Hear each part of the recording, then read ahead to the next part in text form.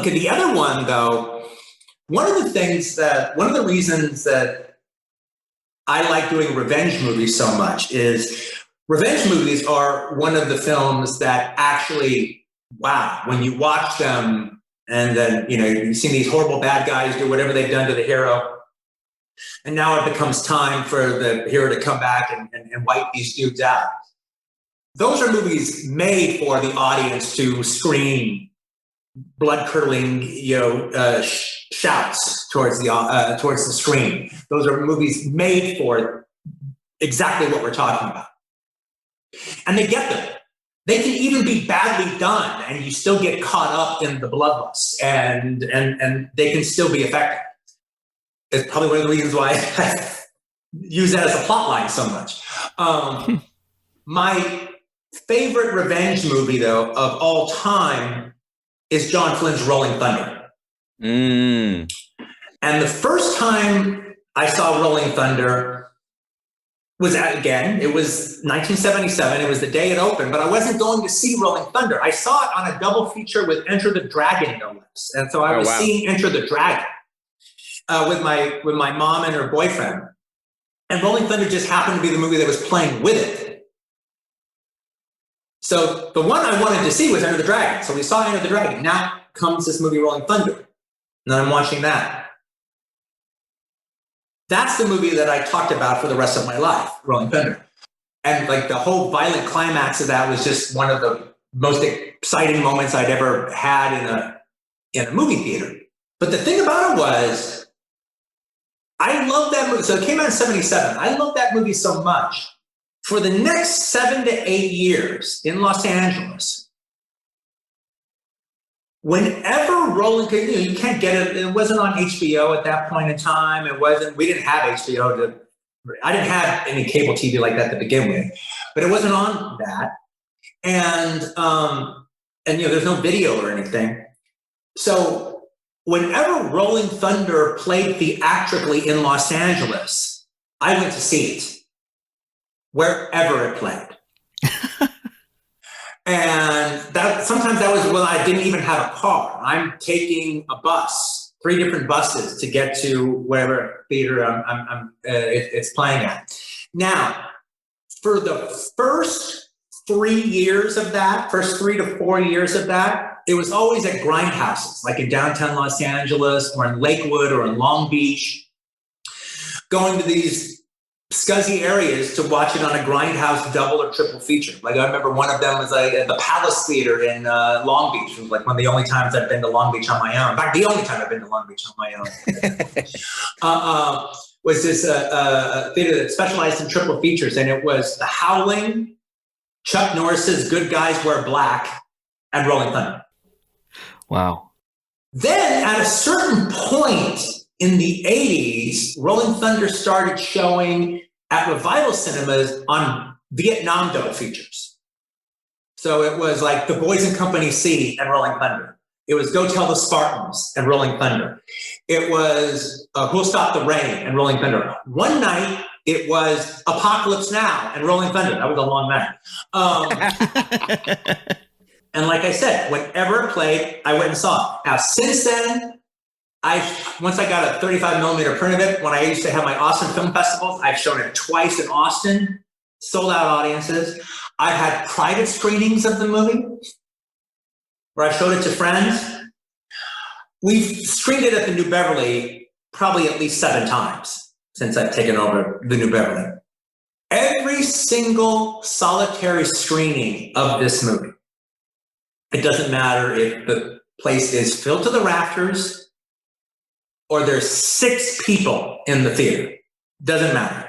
It always gets the same response.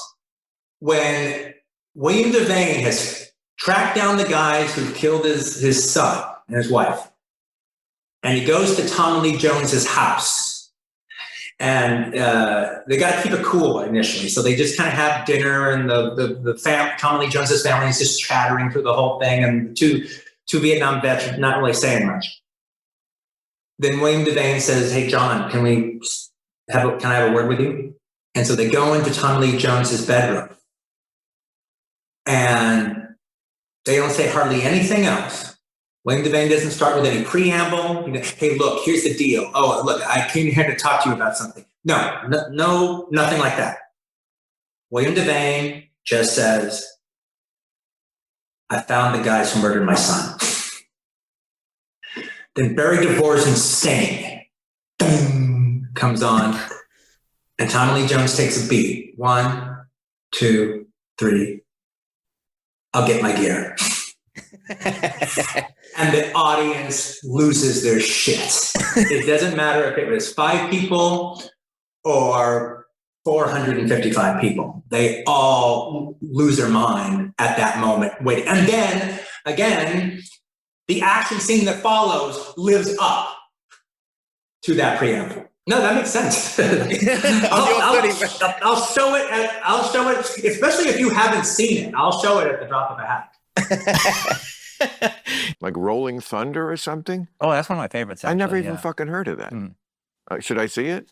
Oh, well, I think you would actually. No, I think it's a terrific movie. But, however, who's in it? What's it about? It's William Devane, a very young Tommy Lee Jones. William Devane. I'm a big William Devane fan. Actually. I love William Devane.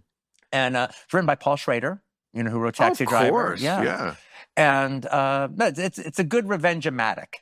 Oh, great. Okay. One thing regarding this movie, it was the film that I felt that I had discovered that other people didn't really know about, unless you just happened to have seen it when it came out. But then it was also one of those things where, as it went on, I realized there actually was a bit of a cult following for it, and the people who saw it and loved it, it was actually one of their favorite movies. But we had no way of getting in touch with each other or conversing back and forth back in the 70s about that. You would just hear about somebody who saw it and liked it. But it was the movie that kind of made me start taking myself seriously as a film critic to some degree, even though I wasn't really writing it down. And I would see it, and I would see it again, and I would see it again, and not just for the action scenes, or not just for the audience payoff scenes, even though that was always fun, but it was always interested to see how this audience responded to it, how that audience responded to it. Whenever we watched it with a room full of people like this, we always got response very similar to what we got tonight. But I would watch it with an audience of 15 people. I'd watch it with an audience of 6 people in there, and it was interesting to see how they react. But it was also one of those things where the more I gave to the movie, the more it gave back to me. The more I was able to see aspects of the character that both Schrader and Haywood Gould wrote, but particularly William Devane's performance of it.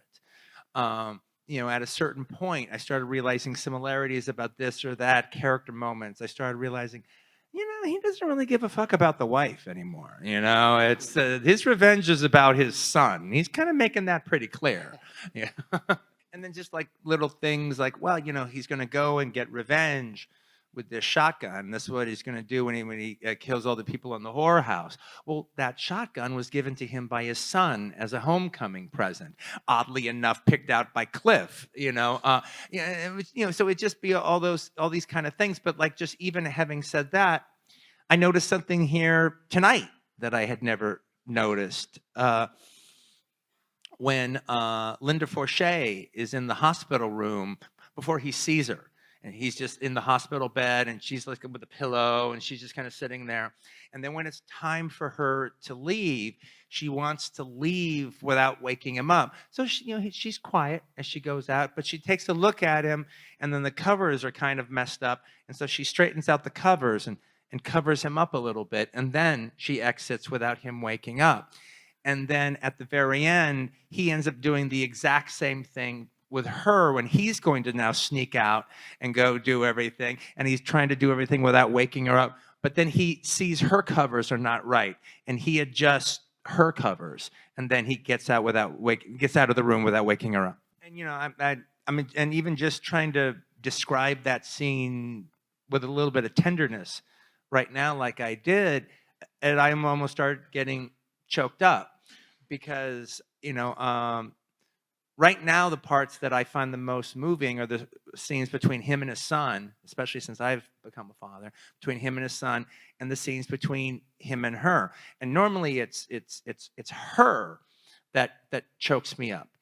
But that moment when he sneaks out and doesn't wake her up, that's touching coming from his side, because he just doesn't have anything left to give her.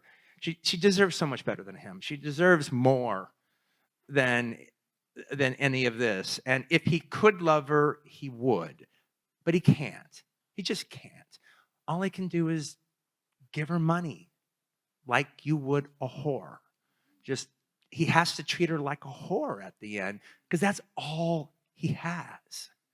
And it's, I think it's sad. Paul Schrader, doesn't recognize the movie to this day. He doesn't recognize the movie any more than I recognize Oliver Stone's version of Natural Born Killers, for many of the same reasons, frankly. But Schrader and I have talked about it, and then he sent me the script. So, and then I really realized why he didn't like it. It's completely different. It follows the same structure. It tells pretty much the exact same story, but it also has someone like Schrader's best dialogue, and hardly any of the dialogue survives in this version. But the thing about it is, while it follows the story pretty much to a T, it's a different Charlie. The guy is a different guy. Linda Forshey is different. Everybody's fucking different, even though they all do the same plot functions. Yeah, I like violent movies.